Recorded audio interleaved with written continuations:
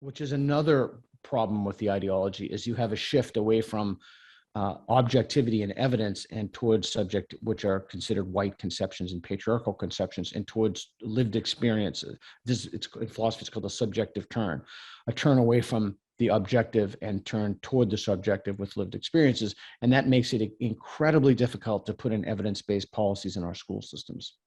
Let's talk about that, because it's sort of there are analogies there between the shift from a focus on, are we being fair and just to the individual, to a conception of, are we being fair and just to this entire group, which may involve strategies that are actually unjust and unfair towards individuals, because we're looking at group dynamics instead of the individual. And then in parallel, we've got this thing that you just alluded to, which is transitioning from, all right, let's look at the facts, let's look at the data, let's talk about the problem, let's assess what there's evidence for in terms of improving that problem, to more of a, this is my lived experience, you right. as a insert identity here don't really have standing to talk about this because you couldn't possibly walk a mile in my shoes, and so on and so forth. And then essentially who even gets to talk about what solutions we should be considering becomes curtailed.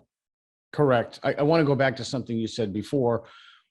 I think that the difference between individuals and groups is somewhat illusory. For example, if you privilege one group, by definition, another group has to receive, this actually is systematic or systemic discrimination.